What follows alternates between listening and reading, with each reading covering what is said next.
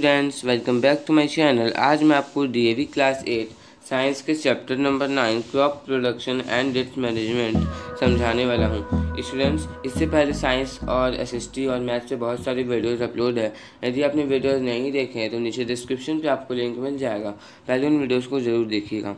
तो आज हम लोग पढ़ने वाले हैं crop production and risk management.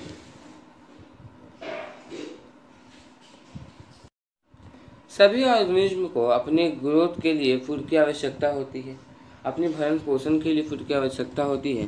तो जो प्लांट्स है वो अपने फूड को बनाते हैं फोटोसिंथेसिस के प्रोसेस से, और उन्हें कहा जाता है ऑटोट्रॉप्स। और जितने भी ऑर्गेनिजम्स हैं, ह्यूमन बींग्स भी, वो सब सभी होते हैं हेटेरोट्रॉप्स। ये सब जो है प्लांट्स पे आश्रित होते हैं अपने फूड के लिए। डिमांड को पूरा करने के लिए जो प्री हिस्टोरिक ह्यूमन्स थे वो फॉरेस्ट से फूड को इकट्ठा करते थे और धीरे धीरे वो वाटर रिसोर्सेज के प्लेसेस में सेटल करना शुरू कर देते हैं।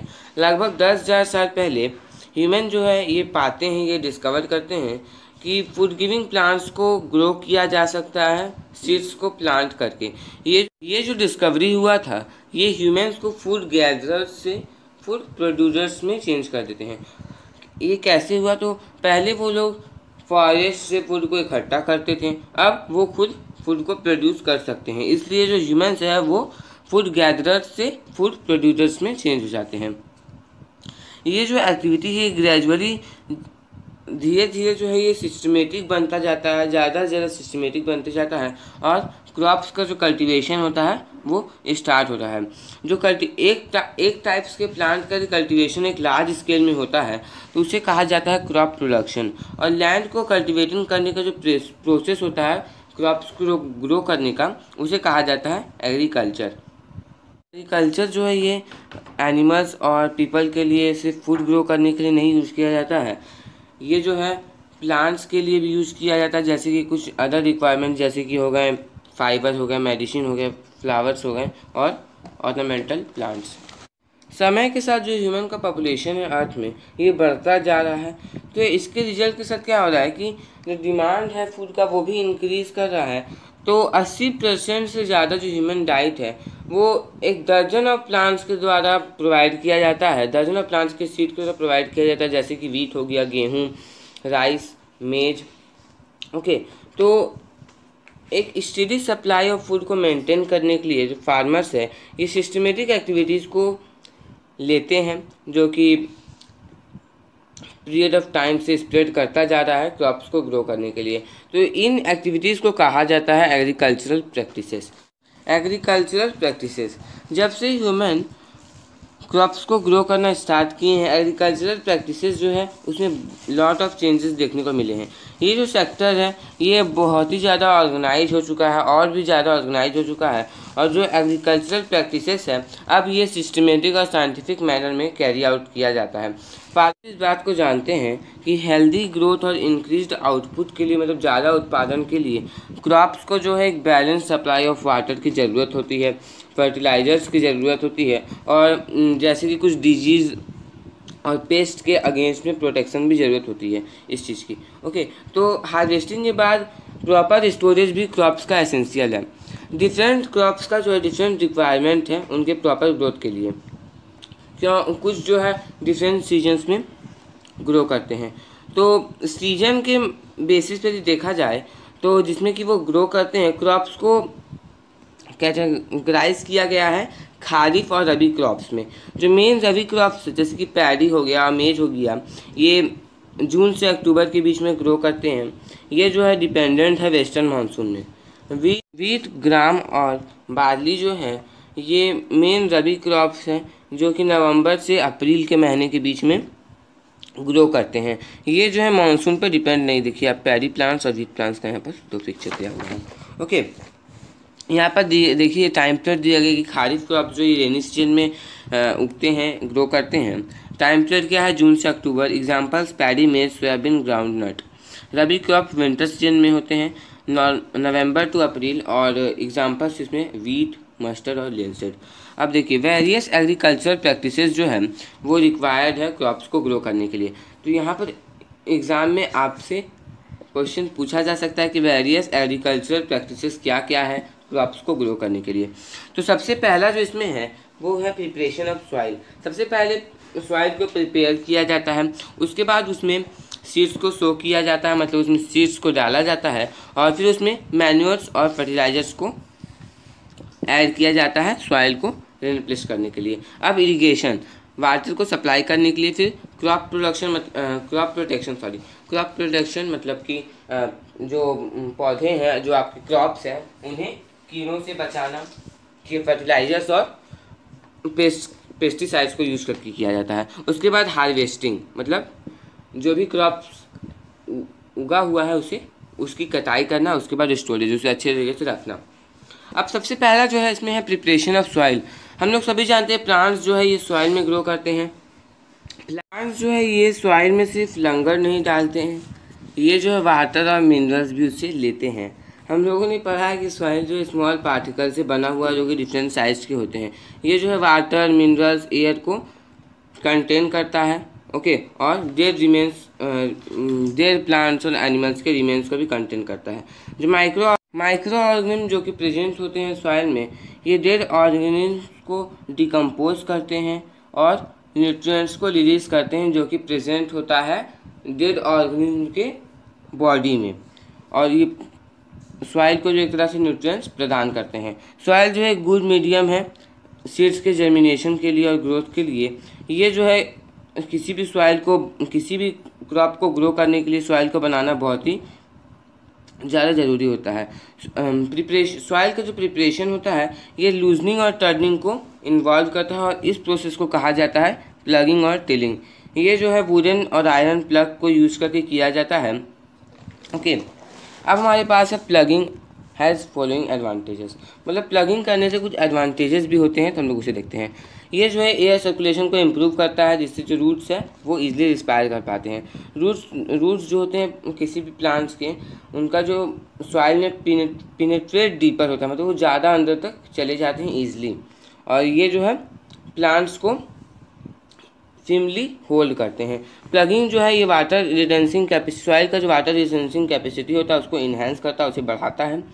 प्लगिंग जो है ये वीड्स को अपरूट करता है, जो कि फील्ड में ग्रो कर जाते हैं, और माइक्रोब्स की ग्रोथ को ऐड करता है, उसे रोकता है। एक प्लग्ड फील्ड में बिग पीसेस ऑफ सॉइल होते हैं, जिसे क्रम्स कहा जाता है। ये जो क्रम्स है ये वुडन प्लैंक्स को यूज करके क्रश किए जाते हैं, और जो फील्ड होता है इसे सोइंग और इरिगेशन पर्पसेस के लिए लेवल किया जाता है, लेवलर को यूज करके।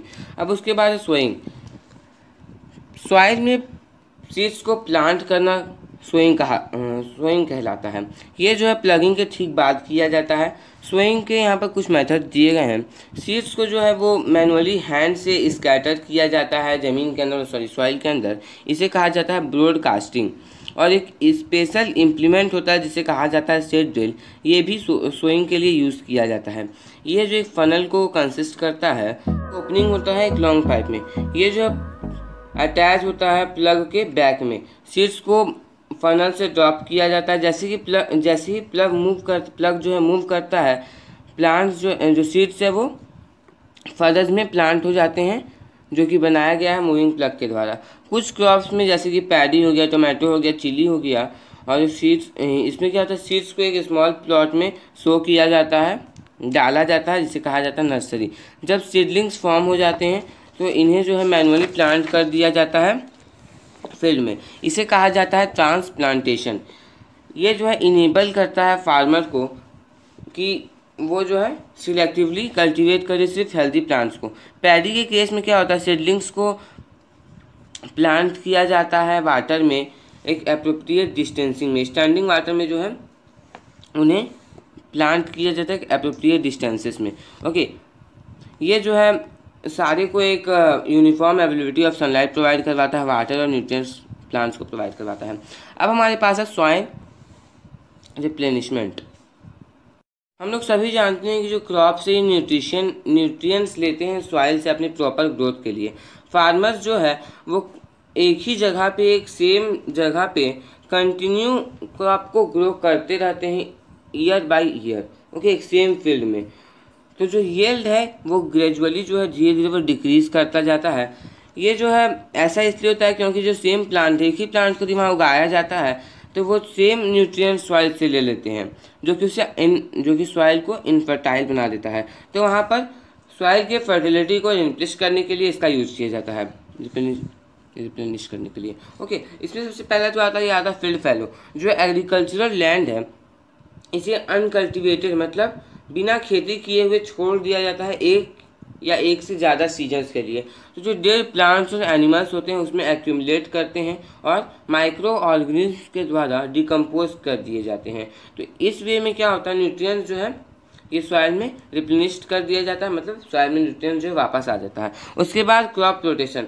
कुछ क्रॉप जैसे कि वीट और राइस हो गई, ये बहुत ही ज़्यादा नाइट्रोजन सॉइल से यूज़ कर लेता है। तो जो नाइट्रोजन है जो लॉस हो जाता है सॉइल से, उसे ईजिली रिप्लेनिश किया जाता है सॉइल में लेगुमिनस क्रॉप्स को ग्रो करके। कैसे इसमें ग्रो किया जाता है, 2 सक्सेसिव सीरियल क्रॉप्स के बीच में जो लेगुमिनस क्रॉप्स को ग्रो किया जाता है। एनिमल और प्लांट्स के जो वेस्ट होते हैं उन्हें मैन्यूर के तौर पे यूज़ किया जाता है सॉइल को, मतलब न्यूट्रिएंट्स डिफिशिएंट सॉइल को रिप्लेनिश करने के लिए। फार्मर्स जो है ये एनिमल डंग को, वेजिटेबल्स को और क्रॉप वेस्ट जो होता है उसे डंप कर देते हैं, मतलब गड्ढे खोद के डाल देते हैं एक ओपन प्लेसेस में और उन्हें छोड़ देते हैं बैक्टीरिया और फंगी के द्वारा डिकम्पोज होने के लिए। कुछ मंथ के बाद क्या होता है, 1-2 मंथ के बाद क्या होता है, मैन्यूर जो है वो रेडी हो जाता है। इसे जो सॉइल के साथ मिक्सड अप किया जाता है सोइंग के पहले। फार्मर्स जो है अनदर मेथड को भी यूज़ करते हैं मैन्यूर को सॉइल को प्रोवाइड करने के लिए। ये जो है क्विक ग्रोइंग प्लांट्स जैसे कि अल्फाल्फा, सन हेम्प, मिलेट्स एक्सेट्रा को ग्रो करते हैं। ये जो है प्लग्ड बैक किए जाते हैं सॉइल में, जो कि जब तक ग्रीन होते हैं जो है ग्रीन मैन्योर के रूप में सर्व करते हैं। ये न्यूट्रिएंट सप्लाई करते हैं जैसे कि नाइट्रोजन, फास्फोरस, सॉइल को न्यूट्रिएंट प्रोवाइड करते हैं और सॉइल की ओवरऑल क्वालिटी को इम्प्रूव करने में मदद करते हैं। मैन्योर्स जो है वो सिर्फ न्यूट्रिएंट्स को इंक्रीज करने में हेल्प नहीं करते हैं और इसके साथ साथ क्या करते हैं, वाटर होल्डिंग कैपेसिटी जो होता है सॉइल का उसको भी इन्हेंस करते हैं। अब है फर्टिलाइजर्स जो है केमिकल सब्सटेंस है जो कि स्पेसिफिक न्यूट्रिएंट्स को कंटेन करता है, रिच होता है उसमें, जैसे कि नाइट्रोजन, फास्फोरस और पोटासियम। फर्टिलाइजर्स जो है ये फैक्ट्रीज में प्रोड्यूस किए जाते हैं और ईजियर होते हैं स्टोर करने के लिए और ट्रांसपोर्ट करने के लिए मैन्यूर्स के कंपेयर में। वाटर में सॉल्युबल होते हैं फर्टिलाइजर्स और रीडली एब्जॉर्ब कर लिए जाते हैं प्लांट्स के द्वारा। जो ओवर यूज जो होता है फर्टिलाइजर्स का, ये सॉइल के केमिकल नेचर को भी चेंज कर देता है। उसके बाद हमारे पास है इरिगेशन। वाटर का जो सप्लाई होता है प्लांट्स को किसी फील्ड में, इसे कहा जाता है इरिगेशन। ये जो है डिफरेंट वाटर सोर्सेज को यूज करके किया जाता है, जैसे कि कैनल्स, वाटर वेल्स और पंप्स। डिफरेंट क्रॉप्स को जो है डिफरेंट अमाउंट्स ऑफ वाटर का रिक्वायर होता है, जो कि डिफरेंट स्टेजेस ऑफ ग्रोथ में रिक्वायर होता है। एग्जाम्पल में आप देख सकते हो जो पैडी है वो स्टैंडिंग वाटर में ट्रांसप्लांटेड किया जाता है और कांस्टेंट इरिगेशन उसको रिक्वायर होता है। दूसरी तरफ आप देख सकते हो जो वीट है उसको जो इरिगेशन जो है वो टिलिंग से पहले ज़रूरत होता है और फ्लावरिंग के टाइम में उसका ज़रूरत होता है। वाटर का जो एक्सेसिव सप्लाई होता है ये सॉइल में जो है एयर स्पेसेस को लो कर देता है, ओके, जो कि वाटर लॉसिंग को कॉज करता है। ये प्लांट्स के रूट को डैमेज कर देता है और उन्हें मरा देता है। अब हमारे पास है ट्रेडिशनल सिस्टम ऑफ इरिगेशन। ये जो है वेल्स से वाटर को ड्रॉ करना, ट्यूब वेल्स से, फिर पॉन्ड्स, लैक्स और कैनल से यूजिंग कैटल को यूज़ करके और ह्यूमन लेबर को यूज़ करके किया जाता है। अब हमारे पास है मॉडर्न सिस्टम ऑफ इरिगेशन। जो ट्रेडिशनल मेथड्स है ये चीप है लेकिन उतने एफिशिएंट नहीं है वाटर के लिए और पूरे मैदान में, पूरे जो फील्ड में ये डिस्ट्रीब्यूटेड नहीं हो पाते हैं। अब हमारे पास है मॉडर्न सिस्टम ऑफ इरिगेशन। ये जो वाटर का यूज होता है ये इफ़िशियंटली होता है और ऑप्टिमम इरिगेशन को इंश्योर करता है। यहाँ पर हमारे पास मॉडर्न इरिगेशन में 2 मेथड्स है। पहला जो है स्प्रिंकलर सिस्टम। ये जो है वाटर को, ये जो मेथड है ये वाटर का स्प्रिंकलिंग को इन्वॉल्व करता है प्लांट्स में। जैसे कि रेनफॉल होता है। ओके, ये उस एरियाज में यूज़ किया जाता है जहाँ पर अनइवन लैंड हो और वहाँ जहाँ का सॉइल जो है पुअर वाटर होल्डिंग कैपेसिटी हो जहाँ के सॉइल में। ओके, परपेंडिकुलर पाइप्स होते हैं, रोटेटिंग नोजल्स होते हैं उनके टॉप में, वो मेन पाइपलाइन से ज्वाइन किए जाते हैं जो कि फील्ड में लेड कर दिए जाते हैं, छोड़ दिए जाते हैं। जब वाटर को उनसे फ्लो करवाया जाता है प्रेशर के साथ पंप को यूज़ करके, तो ये जो है नोजल से बाहर आते हैं और सभी डायरेक्शन में फॉल करते हैं, ग्राउंड के सभी डायरेक्शन में फॉल करते हैं। अब है ड्रिप इरिगेशन। ये जो मेथड है ये उन एरियाज में यूज़ किया जाता है जहाँ पर एक्यूट वाटर शॉर्टेज होता है। इस मेथड्स में क्या होता है, जो वाटर है ये ड्रॉप बाय ड्रॉप रूट्स के नियर में ड्रॉप बाय ड्रॉप फॉल करते हैं नैरो पाइप्स और ट्यूब्स के हेल्प से। ओके, और यहाँ पर जो कोई भी वेस्टेज नहीं होता है वाटर का। ओके, इस मेथड में जो वेस्टेज नहीं होता है वाटर का। कुछ टाइम्स कभी कभी क्या होता है, जो स्ट्रॉन्ग विंड्स और अनटाइमली रेन्स होते हैं ये क्रॉप्स को फॉल डाउन करने में आपको क्रॉप्स को फॉल डाउन करवा देते हैं ग्रेन मैचुरेशन स्टेज के समय में। इसे कहा जाता है लॉजिंग। ये जो है एडवर्सली अफेक्ट करता है ग्रेन्स के क्वालिटी और यील्ड में। अब है क्रॉप प्रोटेक्शन, वीड्स से क्रॉप का प्रोटेक्शन। जो अनवांटेड प्लांट्स होते हैं जो क्रॉप्स के साथ ग्रो कर जाते हैं उसे वीड्स कहा जाता है, और इन वीड्स का जो रिमूवल होता है उसे कहा जाता है वीडिंग। ये जो है नेसेसरी न्यूट्रिएंट्स को यूज़ कर लेते हैं जो कि क्रॉप के लिए होता है, मेन क्रॉप के लिए होता है, और वाटर, लाइट और कुछ चीज़ों के लिए compete करते हैं और क्रॉप के प्रोडक्शन को अफेक्ट करते हैं। वीडिंग जो है ये कुछ मेथड्स के द्वारा, जैसे कि manual removal, tilling before sowing और वीडिसाइड्स, ओके, इनके द्वारा रिमूव किया जाता है। मैनुअल रिमूवल जो है ये ऐसा होता है कि जो अपरूटिंग मतलब जो अनवांटेड प्लांट्स जो कि साथ में उग गए हैं उन्हें हैंड के यूज़ करके एक तरह का खुरपी यूज़ करके, ट्रॉवल को यूज़ करके और हैरो को यूज़ करके उसे रिमूव किया जाता है, और इसे केयरफुली किया जाता है कि जो मेन क्रॉप से वो डैमेज नहीं हो जाए। उसके बाद टिलिंग बिफोर सोइंग, हम लोग ने आगे पढ़ा कि सोइंग के पहले जो है हम लोग प्लगिंग कर देते हैं फील्ड का, तो वहाँ पर वीड्स का फॉर्मेशन नहीं होता, वीड्स जो है वो अपरूट हो जाते हैं। अब वीडिसाइड्स, ये जो है केमिकल्स होते हैं जो कि किल करते हैं वीड्स को, लेकिन मेन क्रॉप को कोई भी हार्म नहीं करते हैं। ओके, ये फील्ड्स में स्प्रे किए जाते हैं।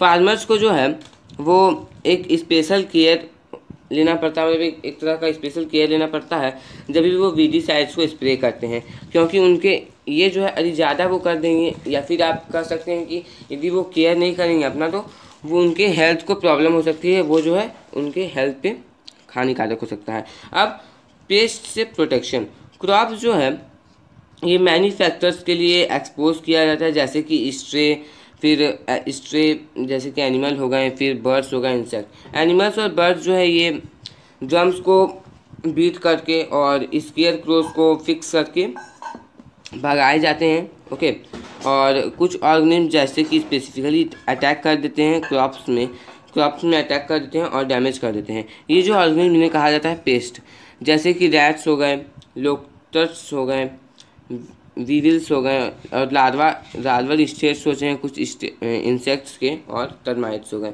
तो केमिकल स्प्रे किया जाता है उन क्रॉप्स में उन सच कुछ पेस्ट को रिमूव करने के लिए, जिसे कहा जाता है पेस्टिसाइड्स। अब हमारे पास है हार्वेस्टिंग।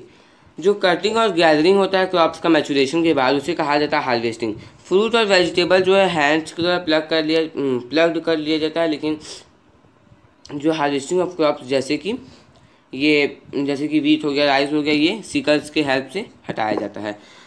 हार्वेस्टिंग के बाद क्या होता है, जो ग्रेन होते हैं वो कट क्रॉप से सेपरेट किए जाते हैं। इस प्रोसेस को कहा जाता है थ्रेशिंग। ये जो है मैनुअली किया जाता है मशीन से, कि मैनुअली भी किया जा सकता है और मशीन के द्वारा भी। मशीन को कहा जाता है थ्रेशर। लार्ज फार्म्स में क्या होता है, एक मशीन होता है जिसे कहा जाता है कंबाइन, अक्सर यूज़ किया जाता है। ओके, ये जो मशीन है ये हार्वेस्टिंग के लिए भी यूज़ किया जाता है और थ्रेशिंग के लिए, दोनों के लिए एक साथ। ओके, दोनों काम एक साथ हो जाता है। थ्रेशिंग के बाद जो ग्रेन को चैप से सेपरेट किया जाता है जिसे कहा जाता है विनोइंग। देखिए विनोइंग यहाँ पर ये औरत कर रही है। जो मिक्सचर होता है वो ड्रॉप होता है ग्राउंड में, ड्रॉप करवाया जाता है एक हाइट से। जो हेवियर सीड्स होते हैं वो वर्टिकली फॉल डाउन करते हैं, और जो लाइटर चाफ होते हैं वो एयर के साथ जो है ब्लोन अप कर दिए जाते हैं विंड में। अब जो है स्टोरेज, जो हार्वेस्टेड फूड ग्रेन्स है वो मॉइस्चर को कंटेन करते हैं, जो कि सूटेबल नहीं होता है स्टोरेज के लिए। तो वहाँ पर पहले स्टोर करने से पहले सन ड्राई किया जाता है, मतलब सुखाया जाता है अच्छी तरीके से। इससे क्या होता है, जो माइक्रोब्स का जो फॉर्मेशन है उसमें रुक जाता है, माइक्रोब्स का फॉर्मेशन नहीं हो पाता उतना, ठीक है। फार्मर्स जो है कुछ ग्रेन्स को अपने यूज़ के लिए रख लेते हैं और जो रेस्ट ऑफ प्रोड्यूस जो हुआ वो गवर्नमेंट को सोल्ड कर देते हैं और प्राइवेट एजेंसीज को सोल्ड कर देते हैं। उसके बाद हमारे पास आता है नेक्स्ट है क्रॉप इम्प्रूवमेंट। जो जितने भी एग्रीकल्चरल प्रैक्टिसेस है, यदि इन्हें प्रॉपरली फॉलो किया जाए तो ये हेल्प करते हैं ग्रेन्स के प्रोडक्शन को इंक्रीज़ करने में। तो जो पॉपुलेशन जो है इंक्रीज हो रहा था इंडिया का, तो उसके डिमांड को मीट करने के लिए जितने भी सिटीजन्स थे इंडिया के, उनके द्वारा एक रिवॉल्यूशन किया गया इंडिया में 1960s में। ओके, ये जो है ग्रीन रिवॉल्यूशन था। High yielding draft varieties, Mexican crops के जो हाई यील्डिंग ड्राफ्ट वैराइटीज़ थे वो इंडिया में इंट्रोड्यूस किए गए, और ये जो वैराइटीज़ है ये पेस्ट रेसिस्टेंस है, डिजीज रेसिस्टेंस है और लॉजिंग रेसिस्टेंस है। तो मैक्सिकन जो क्रॉप्स था उन्हें यूज़ करके भारत में जो है उनका प्रोडक्शन किया गया। ओके, तो जो अनदर वे होता है यील्ड को इम्प्रूव करने का, न्यू वैराइटीज़ ऑफ क्रॉप्स को डेवलप करके, ये जो प्रोसेस है क्रॉस ब्रीडिंग के द्वारा डन किया जाता है। टू वैराइटीज़ के बीच में क्रॉस ब्रीडिंग किया जाता है, इस फिनोमिनन को कहा जाता है hybridisation. Okay, two varieties of plant आप कह सकते हैं ए और बी, जो कि डिजायर्ड कैरेक्टरिस्टिक्स के होते हैं, उन्हें चुना जाता है, और एंथर्स प्लांट ए से जो एंथर उन्हें रिमूव किया जाता है। इस प्रोसेस को कहा जाता है इमेस्कुलेशन। ओके, एंथर्स को जो है प्लांट बी से ले लिया जाता है और उसका जो पॉलन ग्रेन्स है उसको डस्ट किया जाता है स्टिग्मा ए के स्टिग्मा में, और जो ए का जो स्टिग्मा है, ए प्लांट का जो स्टिग्मा है उसे पेपर बैग्स के थ्रू कवर कर लिया जाता है। इन सच बिल्डिंग से क्या होता है, टू डिजायर वैरायटी के जो क्रॉप्स हैं ओके, जो हाइब्रिड वैरायटी ऑब्टेन हो जाता है इससे। ये जो है यूज़ किया जाता है एग्रीकल्चरल यूनिवर्सिटीज़ में और रिसर्च इंस्टीट्यूट्स में। देखिए स्टूडेंट्स, मैंने आपको पूरा चैप्टर समझा दिया है। यदि इसके बाद भी यदि आपको कोई डाउट रह गया इस चैप्टर में तो नीचे कमेंट बॉक्स में आप कमेंट कर सकते हैं, मैं आपका वहाँ डाउट क्लियर कर लूँगा। ओके, और यदि आप मेरे चैनल पे नए हैं तो चैनल को सब्सक्राइब करके बेल आइकन को प्रेस कर लीजिए और ऑल पे प्रेस। यदि आपको वीडियो अच्छा लगा तो वीडियो को लाइक कर दीजिए, अपने फ्रेंड्स के बीच में शेयर कर दीजिए। Thanks for watching.